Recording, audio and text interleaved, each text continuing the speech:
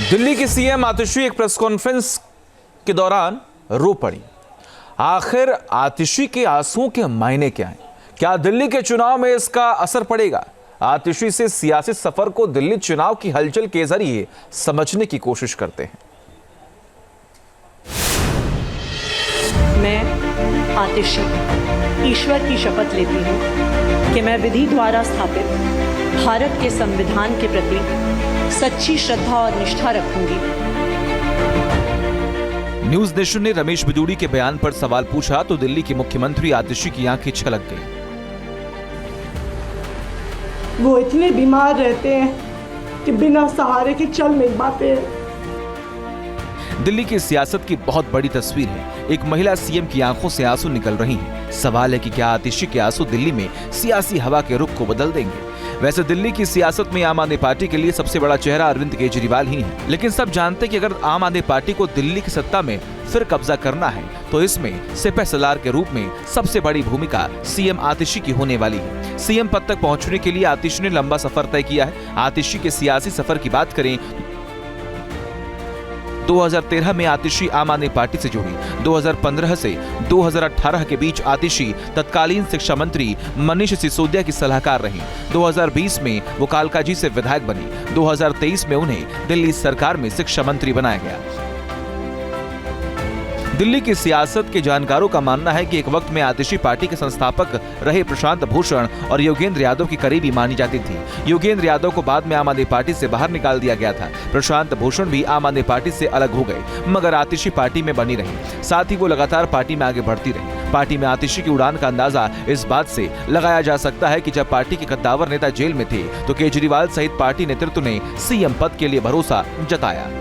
मैं आतिशी ईश्वर की शपथ लेती हूँ कि मैं विधि द्वारा स्थापित भारत के संविधान के प्रति सच्ची श्रद्धा और निष्ठा रखूंगी।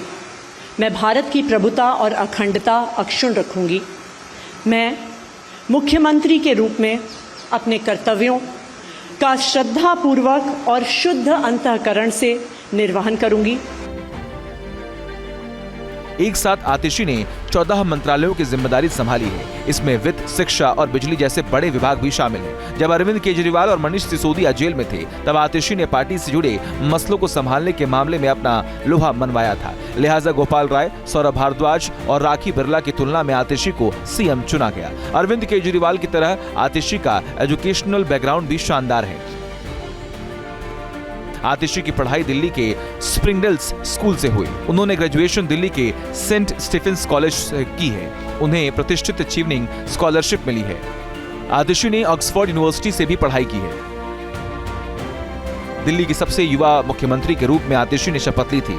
सुषमा स्वराज और शीला दीक्षित के बाद वो दिल्ली की तीसरी महिला मुख्यमंत्री हैं। दिल्ली में बतौर मुख्यमंत्री अरविंद केजरीवाल की 11 साल के कार्यकाल के बाद अब आतिशी को कमान मिली थी और दिल्ली चुनाव में पार्टी के लिए चुनौती बढ़ी और उन पर पर्सनल अटैक हो रहा है।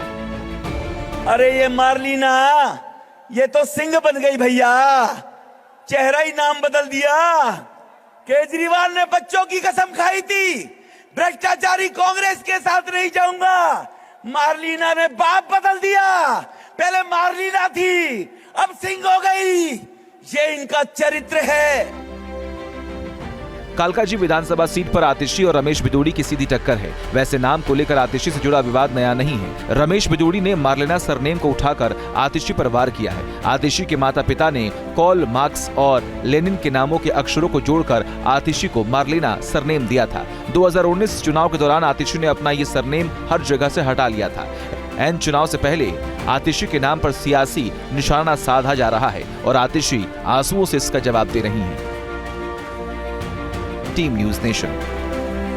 न्यूज नेशन अब व्हाट्सएप पर खबरों की ताजा अपडेट के लिए न्यूज नेशन के इस क्यूआर कोड को स्कैन करें।